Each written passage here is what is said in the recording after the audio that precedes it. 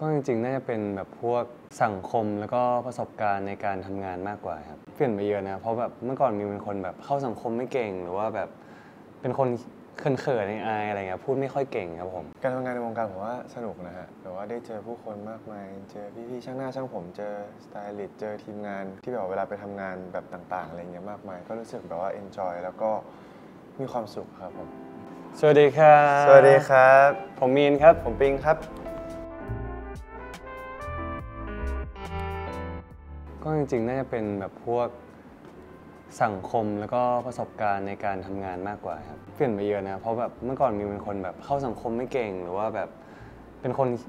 เขินๆอายๆอะไรเงี้ยพูดไม่ค่อยเก่งครับผมด้วยความที่เราอยู่ในวงการมันต้องมีแบบการสื่อสารการที่แบบว่า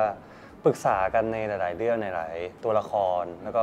ในหลายๆสตอรี่ด้วยมันก็เลยทำให้แบบเป็นคนที่พูดมากขึ้นครับผมการทำงานในวงการผมว่าสนุกนะฮะแบบว่าได้เจอผู้คนมากมายเจอพี่ๆช่างหน้าช่างผมเจอสไตลิสต์เจอทีมงานที่แบบเวลาไปทำงานแบบต่างๆอะไรเงี้ยมากมายก็รู้สึกแบบว่า enjoy แล้วก็มีความสุขครับผมโดยที่เราก็ภาพแรกเราไม่ได้คิดว่าจะได้ทำอะไรแบบนี้ใช่ไหมตอนเด็กๆคิดนะฮะแต่ว่าคือไม่ได้คิดว่าแบบตัวเองจะแบบว่ามาได้ไกลขนาดนี้แม่มีนะครับมีภาพแบบตัวเองเข้ามาอยู่ตรงนี้ไหมตอนเด็กก็ไม่ครับแบบมีนเป็นนักกีฬาอยู่แล้วด้วยแล้วคือตอนแรกไม่ได้แบบคือเป็นแค่นักกีฬาแล้วก็เป็นนายแบบอย่างเดียวไม่ได้จะคิดว่าแบบอยากแสดงอะไรหรือว่าอะไรอย่างเงี้ยแต่พอด้วยความที่มันความต่อยอดอยู่แล้วมันเหมือนมันจะไปเองอ่ะบอกไม่ถูกเหมือนกันคือมินเริ่มแบบเป็นนายแบบพอนายแบบมันเป็นโมเดลก็เริ่มเป็นแบบยังไงอ่ะไปแคสแบบพวกโฆษณามันเหมือนต่อยอดเรื่อยพอโฆษณาเสร็จก็เริ่มไปละครซีรีส์อะไรอย่างเงี้ยครับผมแล้วก็ๆโตเข้ามาใช่ก็เปิดโลกคือแบบมันเหมือนแบบเข้าไปเรื่อยๆครับผมช่วงนี้ทำอะไรอ่ะมีซีรีส์เรื่อง The Rebound ครับเพิ่งจบไปประมาณเดือนหนึ่งช่วงประมาณเดือนนิดเดือนนิดๆครับผมกระแสหลังจากซีรีส์จบไปเป็นไงบ้างครับก็ถือว่าผมโอเคนะ ตอบรับดีนะครับเหมือนมันแบบยังไงมันก็เป็นแปลกใหม่เนาะที่แบบว่าเกี่ยวกับกีฬาด้วยแล้วก็คือแบบมันไม่ใช่แค่กีฬามันเป็นแบบพาร์ทครอบครัวแล้วก็เป็นแบบความฝันของแต่ละคนเด็กไทยอ่ะคือแบบเขาก็มีความฝันมีครอบครัวที่แบบว่า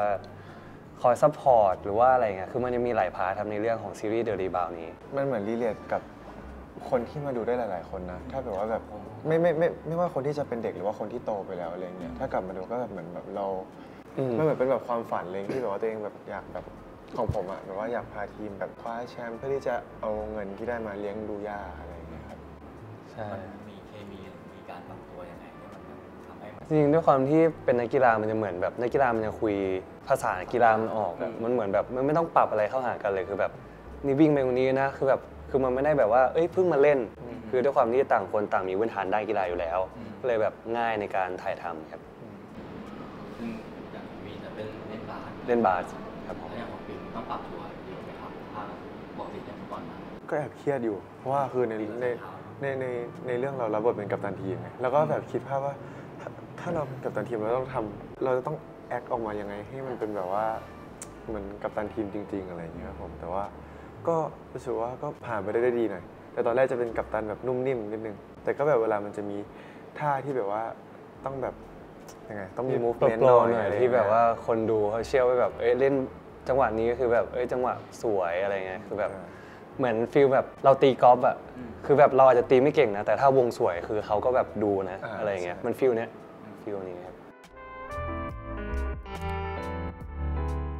คือถ้าเริ่มเล่นจริงๆนะมีเล่นตั้งแต่แบบประมาณ9แต่ก็เล่นแบบแค่ช่วงหนึ่งแต่พอรู้พื้นฐานอะไรแล้วก็เลิกเล่นไปครับแล้วก็มาเล่นอีกทีแบบจริงจังตอนอายุ13ก็เริ่มรู้แล้วว่าเราหยุดที่แบบกีฬาบาสคือจริงๆแบบเล่นหลายกีฬามากใช่คือจริงๆอ่ะตั้งแต่ป .1 ผมเรียนกรุงเทพคริสเตียนผู้ชายมันจะเตะบอลกันแล้วตอนเด็กๆอาจจะมีบอลพลาสติก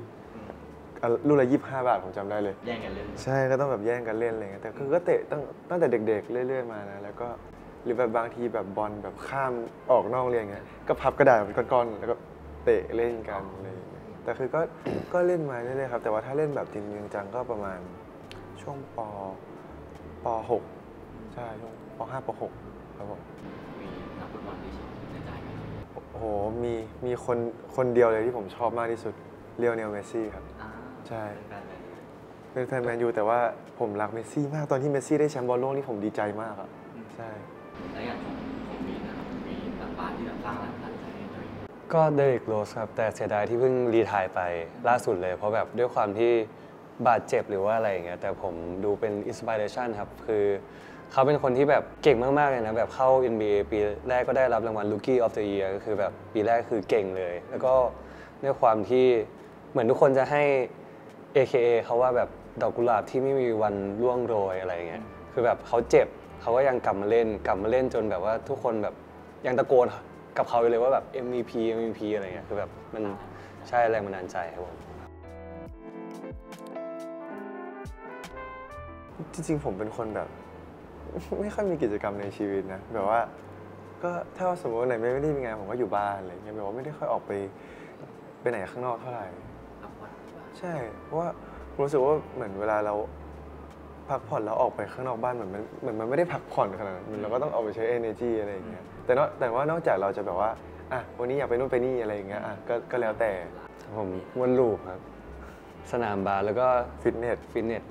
แค่นี้เลยถ้าว่างนะอะไรเงี้ยแต่จะออกไปข้างนอกก็เหมือนที่น้องอ่ะคือแบบถ้าวันว่างนะเราออกไปข้างนอกก็เหมือนแบบไม่ได้พักเลยแต่ด้วยความที่ฟิตเนสบาสมันเป็นสิ่งงานอดิเรกแล้วที่เราชอบไปแล้วทำเมื่อเราว่างไงก็เลยแบบไม่ค่อยเหนื่อยเท่าไหร่ครับผม จะมีชวนกันออกไปบ้างไหมครับ ก็มีบ้างนะแบบว่าแบบยังไงไปเที่ยวเปล่าหรือว่าอะไรเงี้ยเที่ยวไหน ก็ได้หมดอ่ะ ปกติแต่งตัวสไตล์ไหนกัน คือผมมาเป็นคนง่ายๆเสื้อยืดกางเกงยีนเขาเข้าไปจบแล้วก็ไม่พกอะไรด้วยคือเหมือนแบบว่าคือผมเป็นคนขี้ลืม แล้วก็เป็นคนแบบว่าชอบสบายๆอะไรอย่างเงี้ยใช่ครับก็เลยแบบง่ายๆแต่แบบบางทีถ้าสมมติว่าแบบเดี๋ยวนี้ก็เริ่มใส่แบบว่าเสื้อตัวใหญ่ๆอะไรอย่างเงี้ยพวกฮูดดี้แอคเซสซอรี่ก็ใส่บ้างครับผม มีชอบฮูดดี้กับสเวตเตอร์อะไรอย่างเงี้ยครับผม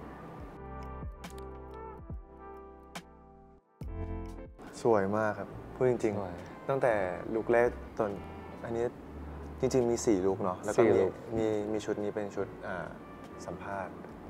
ผมชอบทุกชุดนะพูดจริง ๆ เลย แต่ร้อนนิดนึ แต่ ง ตอนถ่ายอ่ะร้อน แต่ร้อน ครับผมแต่ด้วยความที่แบบ อากาศ คือแบบผมกับปิงก็เคยร่วมงานกับลาฟลอเรนมาแล้ว ใช่